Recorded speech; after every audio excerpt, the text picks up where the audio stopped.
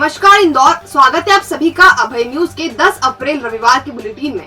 मैं हूं आपके साथ आकांक्षा पिवाल। आइए देखते हैं शहर की खास खबरें।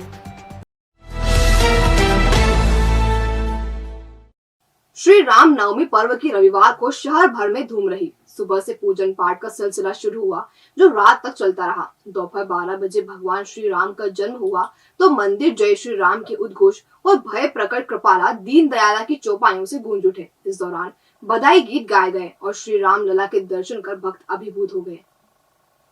जूनी इंदौर क्षेत्र के कुमावतपुरा स्थित लाल मंदिर पर सुबह से विशेष पूजन एवं अभिषेक किया गया। दरअसल यह मंदिर मूंछों वाले राम मंदिर के नाम से प्रसिद्ध है। करीब 200 साल पुराना यह मंदिर लाल पत्थरों से बना हुआ है। दोपहर 12 बजे जैसे ही राम लला का जन्म हुआ, मंदिर में उत्सव का उल्लास छा गया। श्रद्धालु भक्ति में लीन होकर झूमने लगे। इसके बाद भगवान की महाआरती कर प्रसाद वितरित किया गया। इसी प्रकार शहर के अन्य मंदिरों में श्री राम जन्म की खुशियां मनाई गई। कहते हैं कि विप्रधेनु सुर संत हित लीन मनुज अवतार। भगवान राम जी ने विप्र, सुर, धेनु और संत हित के लिए, संसार के हित के लिए जन्म लिया था। और आज रामनवमी का पावन पर्व है। छतरी मेवाड़ा कुमावत समाज पंच का ये लाल मंदिर जो कि मूंछों वाले राम के नाम से प्रसिद्ध है। लगभग 200 वर्ष पुराना यह मंदिर अपने आप में लाल पत्थरों और लाल नक्काशी से जुड़ा है और भगवान राम जी यहाँ मानव रूप में अवतार लिए हुए हैं। तो यहाँ पर प्रातः काल से अभिषेक, पूजन अर्चन हुआ है और दोपहर 12 बजे महाआरती का आयोजन होगा, महाप्रसादी का वितरण होगा। राम नवमी के मौके पर जल संसाधन मंत्री तुलसी सिलावट ने अपने निवास पर परिवार सहित कन्या पूजन किया। उनके द्वारा विधि विधान से कन्याओं का पूजन करने के साथ ही भोजन का आयोजन भी किया गया। कन्या पूजन दरअसल नवरात्रि पर्व के नवमी पर कन्या पूजन का विशेष महत्व है। इसका उल्लेख पुराणों में भी मिलता है। इसी का अनुसरण करते हुए कन्या पूजन किया जाता है। एक और जहां शहर में कई जगह कन्या पूजन और कन्या भोज का आयोजन किया गया, वहीं प्रदेश के जल संसाधन मंत्री तुलसी सिलावट ने भी परिवार के साथ अपने निवास पर कन्याओं के पैर पखारकर उनका पूजन किया, साथ ही उन्हें भोजन भी करवाया। रामनवमी के मौके पर मंत्री सिलावट ने कहा कि इस मौके पर भगवान श्री राम से यही प्रार्थना की है कि हमारे देश हमेशा प्रगति और संपन्नता की राह पर अग्रसर होता रहे। शनिवार देर रात छावनी क्षेत्र में खड़ी कार में अचानक आग लग गई। इससे वहां अफरा तफरी मच गई। उसी वक्त वहां से जल संसाधन मंत्री तुलसी सिलावट गुजर रहे थे। कार को जलता देख मंत्री सिलावट नीचे उतरे और तत्काल इसकी जानकारी फायर ब्रिगेड को दी। आग बुझाने तक मंत्री मौके पर ही मौजूद रहे।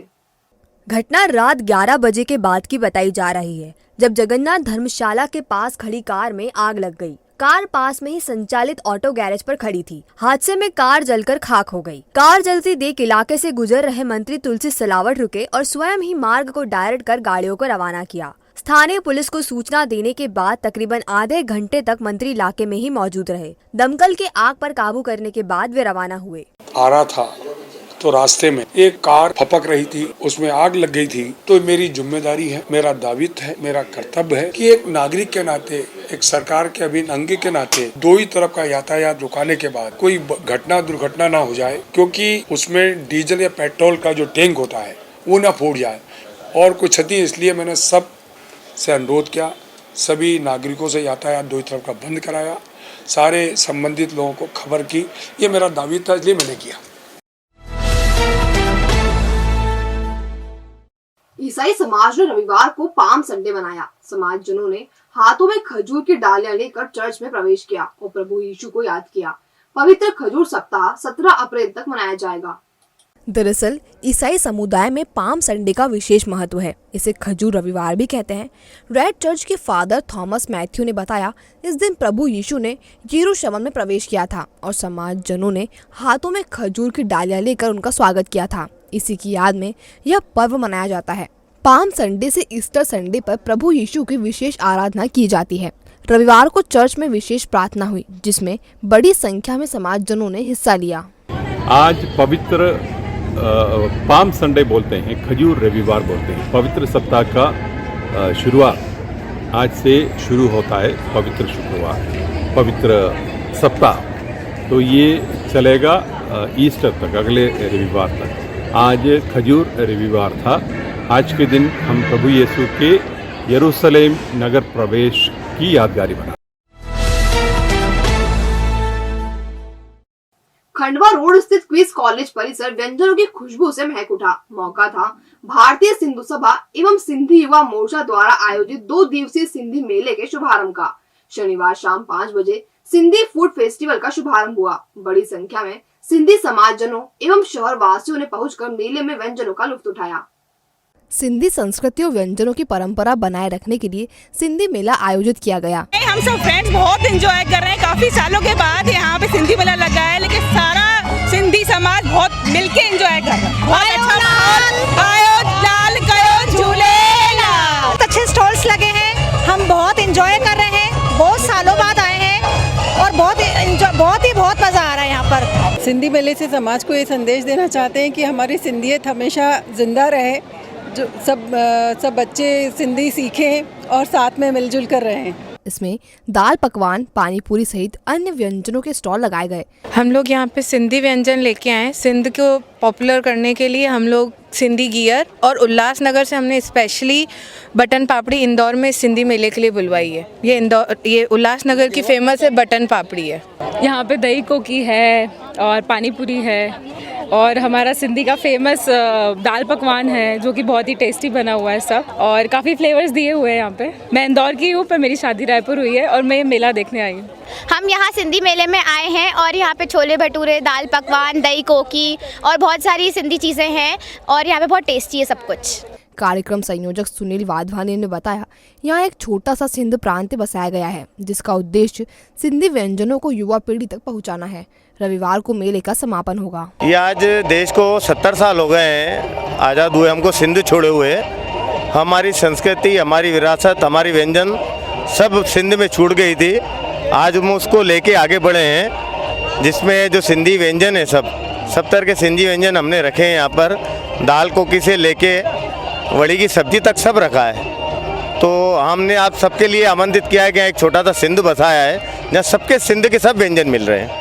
देखिए, सिंधी भाषा, संस्कृति और सिंधी व्यंजनों को आज की नई पीढ़ी के तक पहुंचाने के उद्देश्य से यह सिंधी मेला आयोजित किया गया है। 2019 में भारतीय सिंधु सभा और सिंधी युवा मोर्चा द्वारा पहली बार सिंधी मेला आयोजित किया गया था। आज ये दूसरी बार आयोजित हो रहा है। एक अति उत्साह युवा पीढ़ी से लेकर, मैं बोलता हूँ छोटे बच्चा, आज यहाँ पे 1 साल से बच्चे से लेकर 98 साल के बुजुर्ग तक आकर इस मेले का पूरा एंजॉय कर रहे हैं।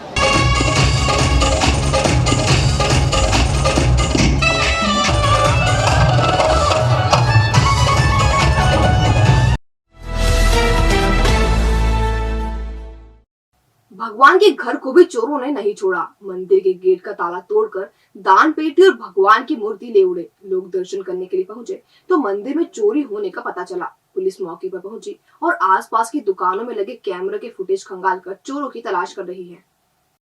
मंदिर में चोरी की वारदात इंदौर के पडरीनाथ थाना क्षेत्र के जवाहर मार्ग स्थित प्राचीन शनि मंदिर में सामने आई, जब कोई अज्ञात चोर देर रात मंदिर पहुंचा और उसका गेट तोड़कर अंदर रखे दान पेटी, एक भगवान की पीतल की मूर्ति चुरा ले गया। रविवार सुबह चोरी की सूचना जैसे ही पुजारी परिवार को लगी, उसके बाद पुलिस और मंदिर के पुजारी पहुंचे और तलाश शुरू की। फिलहाल पुलिस सीसीटीवी खंगाल रही है और उसकी पूरी संभावनाएं फुटेज पर टिकी हुई है।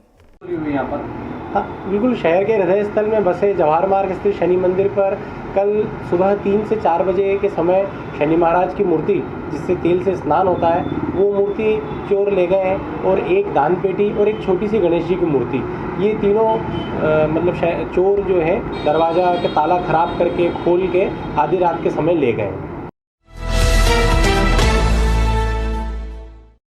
इंदौर पुलिस ने 2 बदमाशों को गिरफ्तार किया है। यह लूट के लिए शिकार की तलाश कर रहे थे। वारदात को अंजाम देने से पहले ही दोनों से हथियार पकड़ लिए गए। दरअसल क्राइम ब्रांच इंदौर ने 2 आरोपियों को अवैध फायर आर्म्स और जिंदा कारतूस के साथ गिरफ्तार किया। नशे की लत पूरी करने के लिए आरोपी चितावत व जानकी नगर क्षेत्र में राह चलते लोगों से मोबाइल छिनैती करते थे। पकड़े गए आरोपी गर्वित सैनी के खिलाफ लड़ाई, मारपीट, अवैध शराब तस्करी, चोरी जैसे गंभीर अपराध पहले ही दर्ज हैं।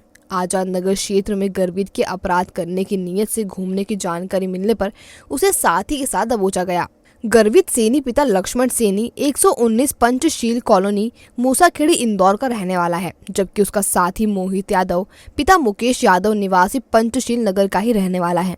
पूछताछ करने पर आरोपियों ने बताया कि वह नशे की लत पूरी करने के लिए थाना आजाद नगर क्षेत्र के चितावद में एवं भंवरकुआं थाना क्षेत्र के जानकी नगर में राह चलते लोगों से मोबाइल स्नेचिंग करते थे। शिवन वरिष्ठ पुलिस अधिकारियों के द्वारा एक अवैध शस्त्रों को लेकर एक अभियान चलाया जा रहा था। उस अभियान के तहत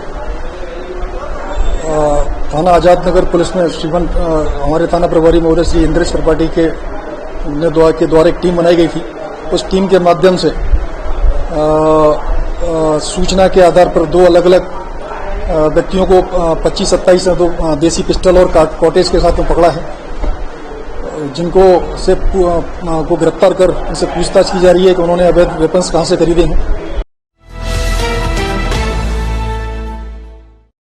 भंवरकुआं थाना क्षेत्र के न्यू अग्रवाल नगर में 4 अप्रैल को डॉक्टर के घर में हुई चोरी की वारदात में अभी तक पुलिस के हाथ खाली हैं। पुलिस अब तक आरोपियों को गिरफ्तार नहीं कर सकी।